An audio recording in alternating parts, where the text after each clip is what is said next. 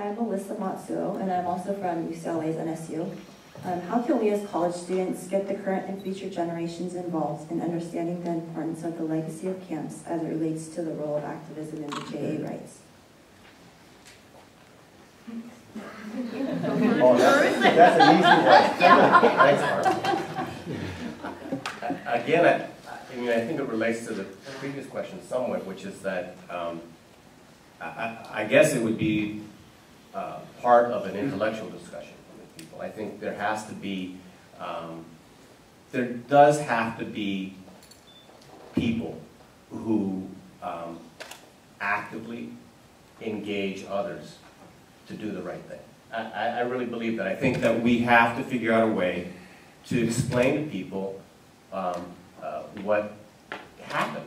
And actually, I'll tell you that the Tad's movie was really good in the sense I think it communicated some of the youthful student activism and how the pilgrimage and Warren and Victor's activities actually grew out of a broader civil rights and anti-war struggle. But you know, you can't divorce the fact that in that period there was heightened anti-Asian racism because of the Vietnam War.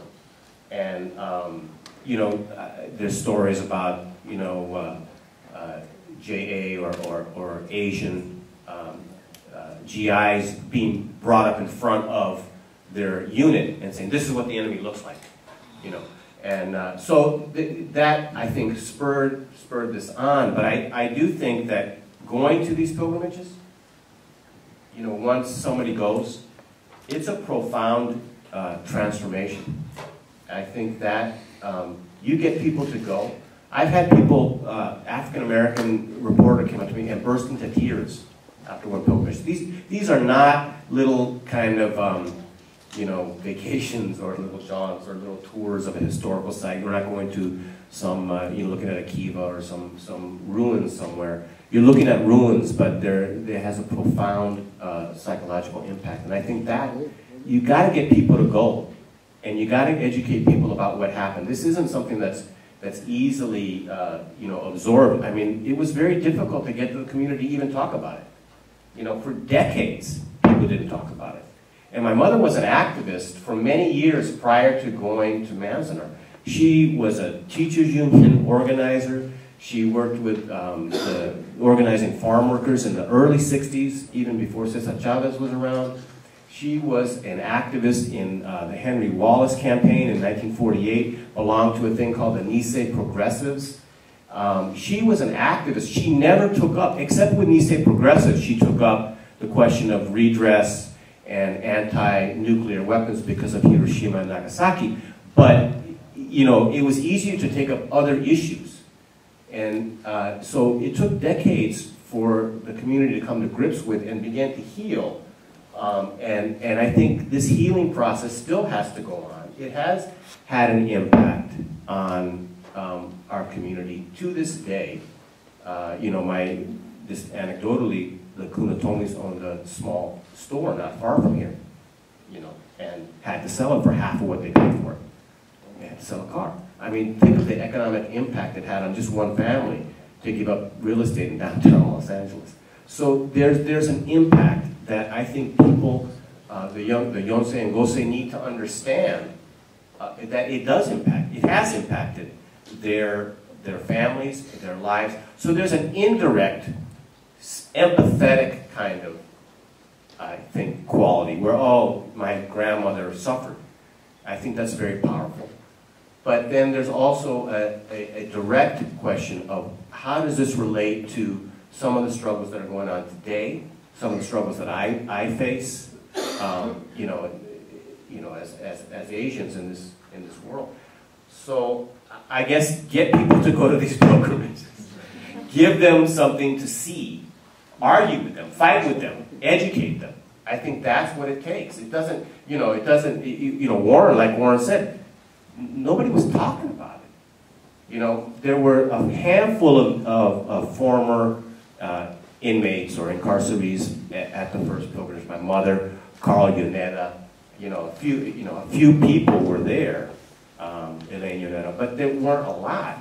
with that direct experience, it took decades for that to happen. So I think you guys have, it's incumbent upon you, it's incumbent upon us to begin to try and draw these lessons for people and urge them to get involved in this education work.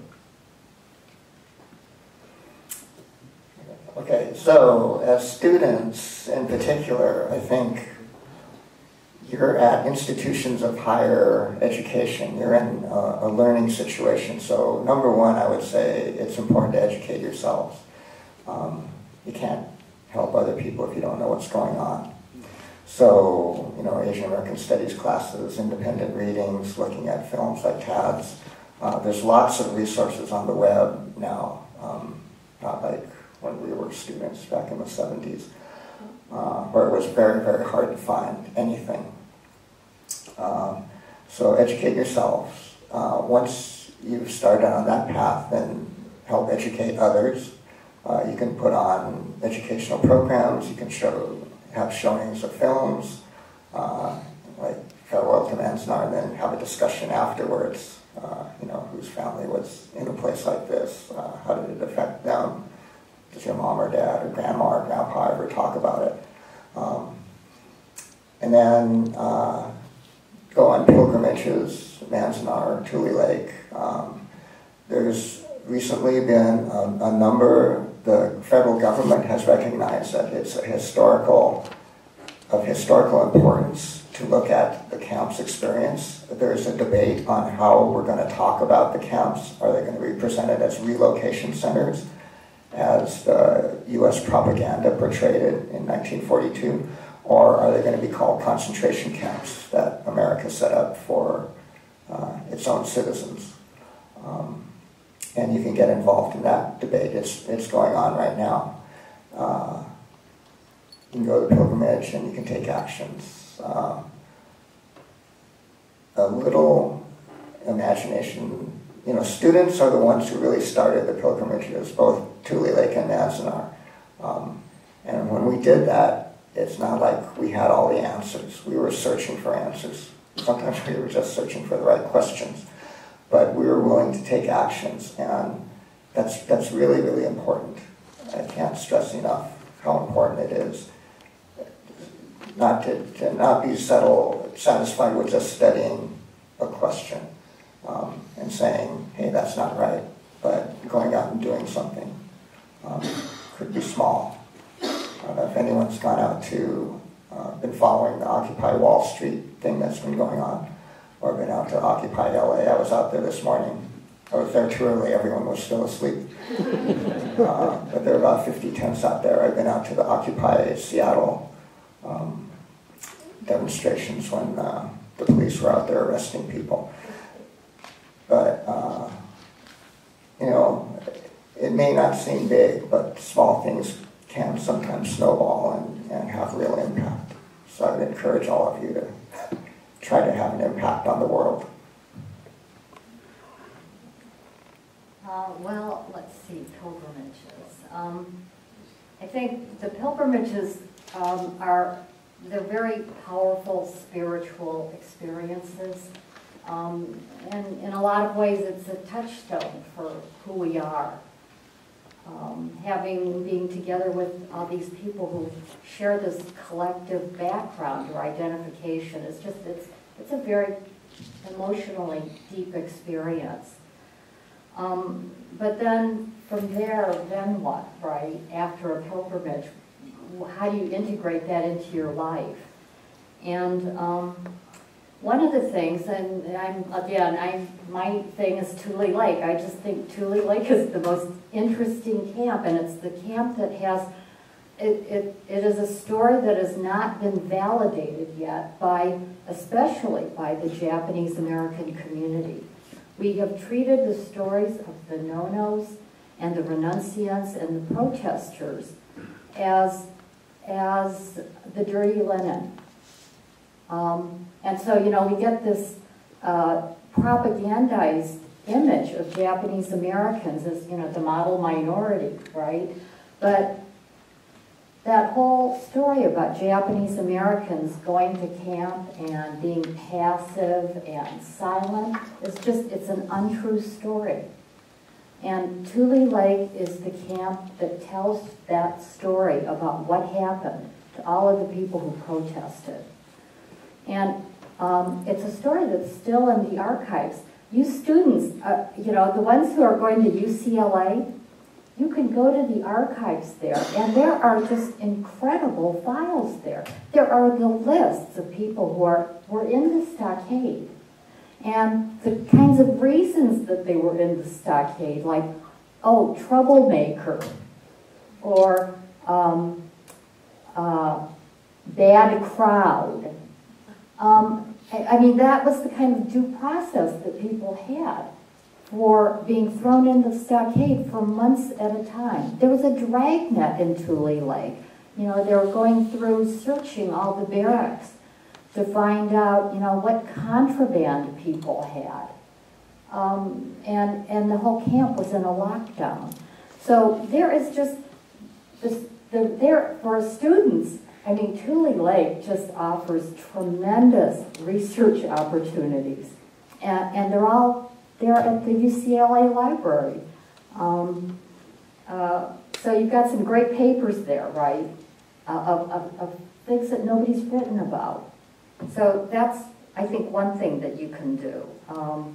Oh, the other thing that was so interesting, there are letters of the people who were in the stockade, letters that people were writing to each other. And there were like these comradely love letters going back and forth, you know, between the guys in the stockade and the women in their lives. I mean, nobody's written about things like this. So I just kind of thought that that was pretty exciting stuff. You know, the feelings of people. Those of you who are bilingual or can read Japanese, there are materials, all kinds of things that were written in Tule Lake in Japanese, but you know, you need to be able to read the language in order to access the deepest feelings of all those people who were in camp. So, you know, the issue of the fact that there were fewer and fewer survivors, you know, that will change the pilgrimages. But there is still so much material that really has been untapped. And for students now, there is just, you know, there's so much more available and a little easier to get to than it was when, you know, we were students.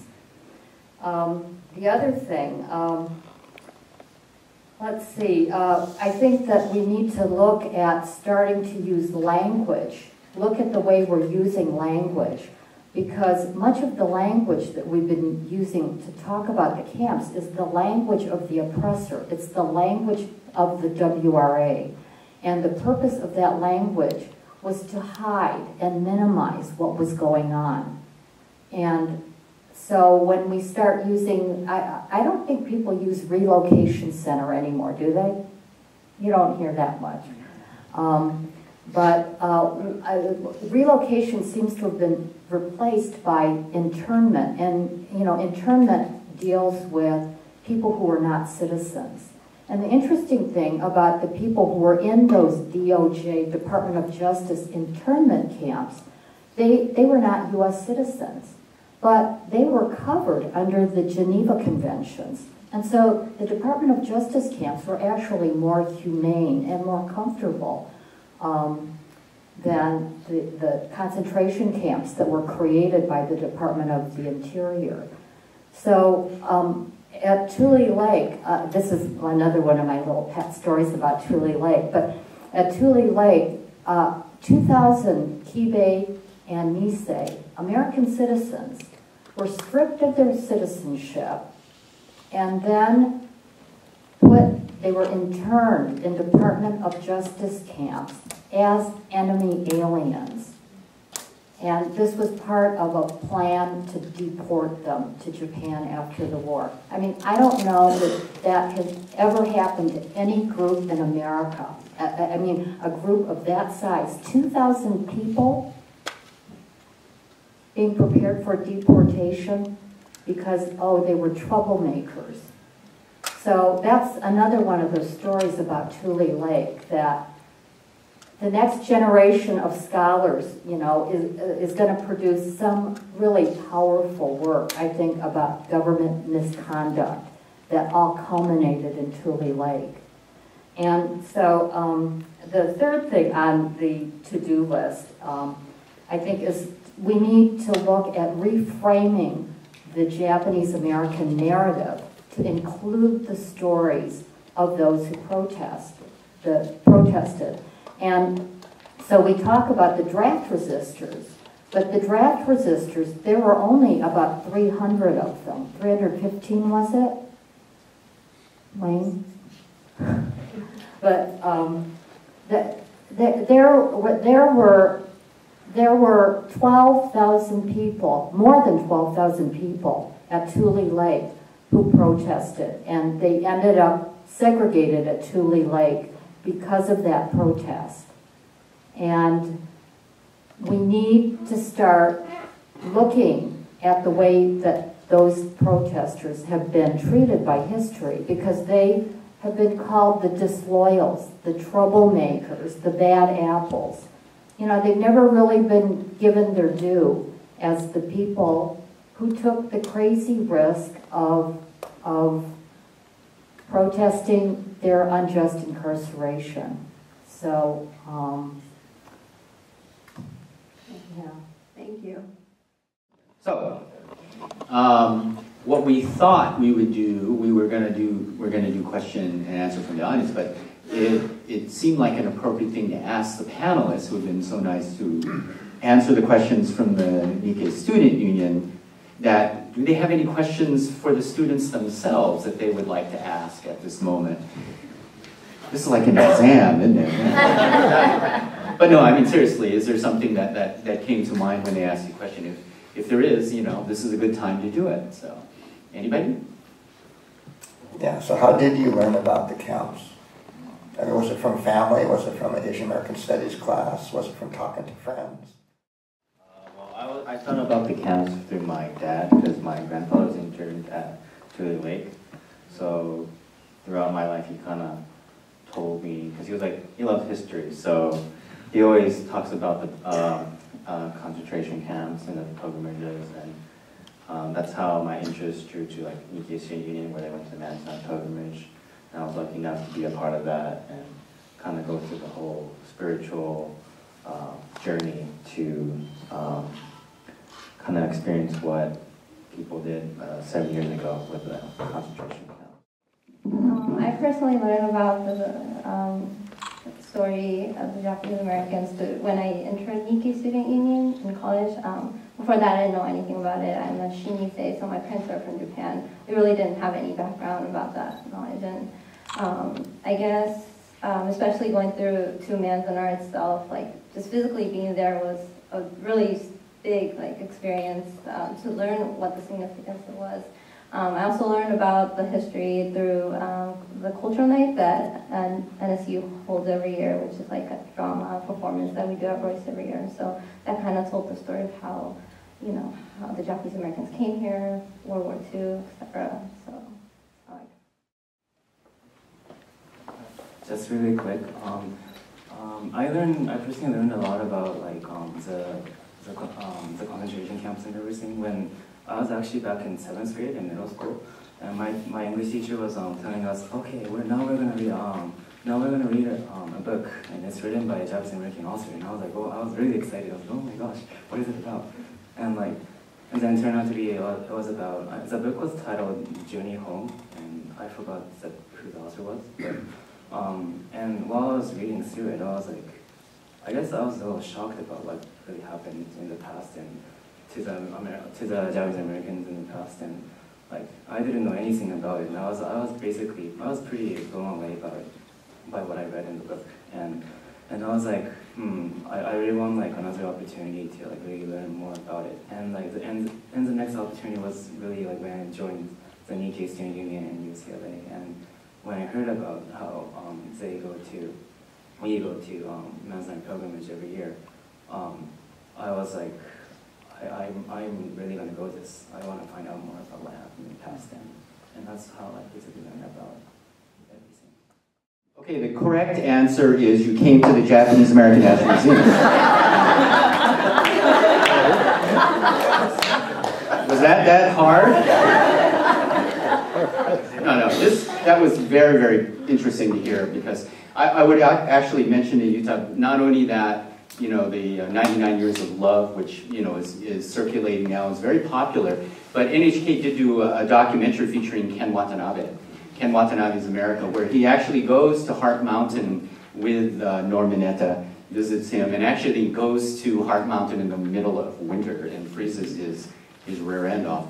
But it shows you that growing interest on the part of the Japanese, which, Bruce, you were referencing that they were going to the early pilgrimages, and part of it to me is actually looking at the fact that if you look at how our community survived the war, it was, to me, a lot of it is the Japanese values that were being held, right? So the words shikataganai and gaman, and they really were very important. Why was the 142nd such an incredible fighting unit?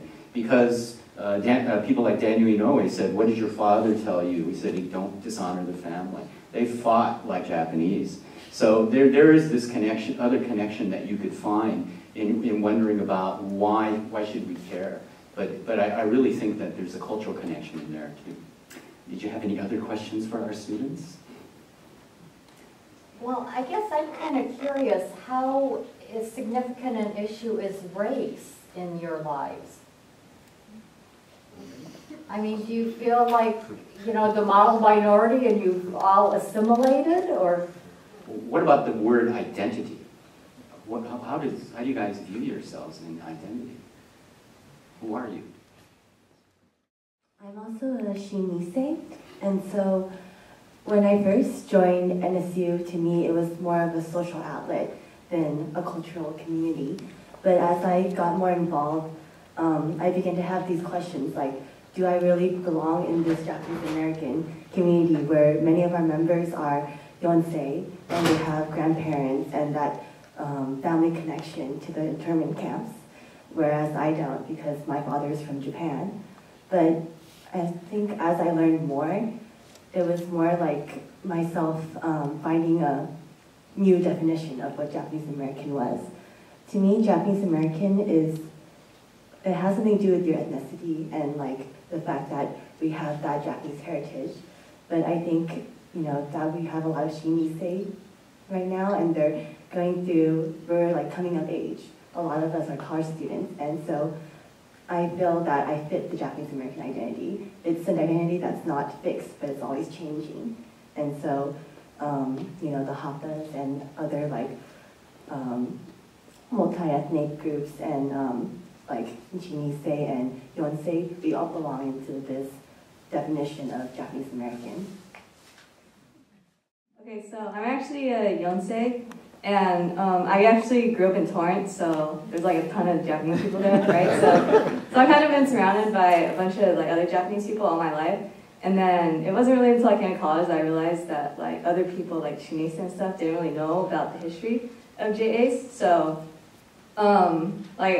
I really wanted to kind of also include them in that community, because I think the community is a really big part of like when I was growing up and stuff. Like pretty much like everyone knows each other in Torrance and like in the JA community through stuff like basketball or churches and other orgs and stuff. So like I just really wanted other people to be able to have that kind of same experience as us.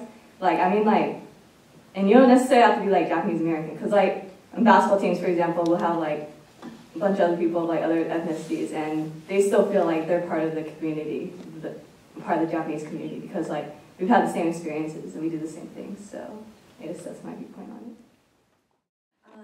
So I'm also a Yonsei. I'm actually from Hawaii, so I didn't really feel the impact of race until I came to LA for. I go to USC. So. Well, how did you get here?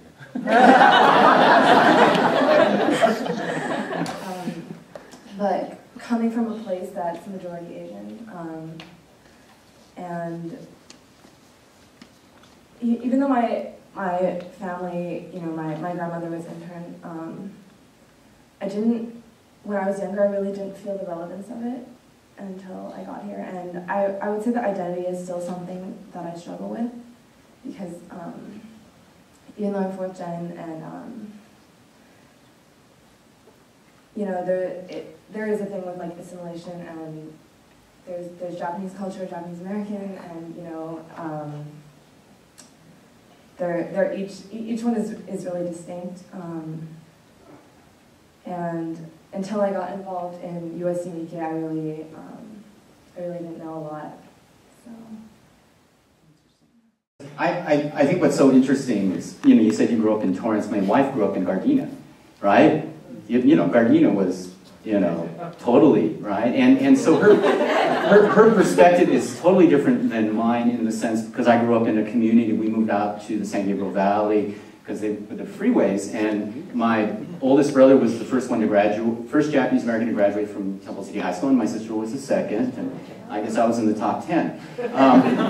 And it is interesting, how our experiences are so different, right? And they shape us. And yet, I always feel that once we know something about our own family history, there's something that brings us all back together, right? There's something that we all have in common that's really is really a good experience for us. I think going on the pilgrimages creates that environment for you to be able to share that with other people. And that's one of the things I think is really good about the pilgrimage. Okay, so any questions that we might have from the audience now, either for our panelists or our students? Actually, the students are doing very well here. I'm very impressed with their answers. Does anyone have any other questions that they might want to elicit an answer from? And just so you know, 75% of the people who came to last year's pilgrimage were there for the first time. Wow. And they were overwhelmingly young. There were several dozen survivors of camp there, but overwhelmingly, I've watched it evolve from, in the beginning, a lot of Sansei, but then even the Sansei sort of stopped coming, and it was mostly Nisei. And then, after a while, it was a kind of a blend again of Sansei and Nisei, and then, gradually, it's more and more non-Nikkei attendees. So there are substantial numbers of students, but young people, and it's very fascinating to me to see the linkages that people draw. And it's not just the Muslims that are coming. I mean, right after the pilgrimage, right after 9/11, the 2002 pilgrimage was dedicated to civil rights and for Muslims, and to speak out against any anti-Muslim and anti-Arab racism. So it was always there, front and center, and NCR, Kathy's here from NCR, they played a very key role in promoting that as well. And it's always been a component since 9/11, but Latino students and a lot of other Asian students came and could draw direct links, and they were struggling in their minds. This reminds me, or this, there's a clear thing with immigration. There's a clear link about, yeah, they came and took my parents away, or they took my mother away for being here without papers. And so there's similarities like that. But even other ethnic groups and racial groups were struggling to draw those links. So it's fascinating to me, because the students that came from that school were 90% Latino. 100% Latino. Joyce spoke there. Joyce is our one-person, outreach and education person. She's very effective, and so she made that connection. Just so that people know, Les Inafuku, the superintendent of Manzanar, is here. Les, you want to stand up? He's a Gardena player too. Another Gardena. Okay, just in all fairness now, I think we should maybe pay some attention to Tule Lake. So I'm going to ask Shoji to say a few words or ask a question.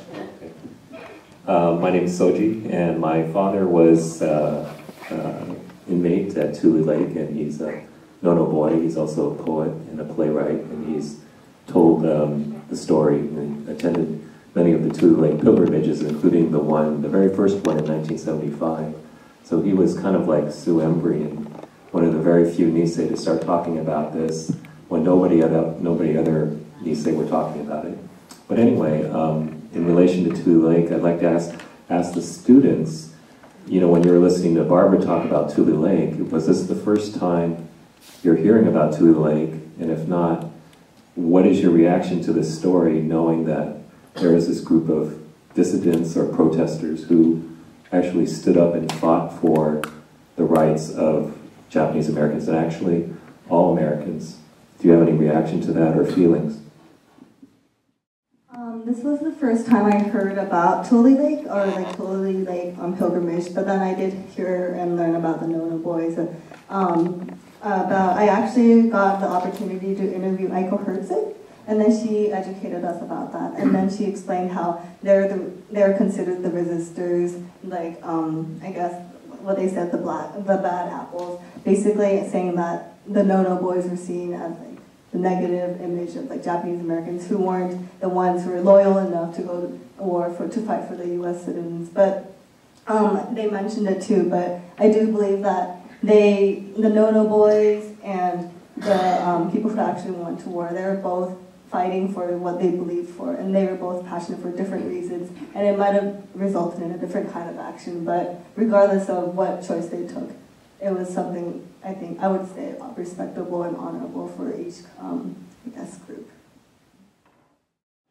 This made me think about this summer I attended the Minidoka pilgrimage, and yeah, I believe your theater group did a performance about the sort of rift in the community between the Nono boys and the Yes Yes group, and I don't know, it just strikes me on a really emotional level about the way that it really affects people's personal relationships, and like how it separates our community when you know, when the whole point of like remembering the concentration camps and our history is kind of about our unified community.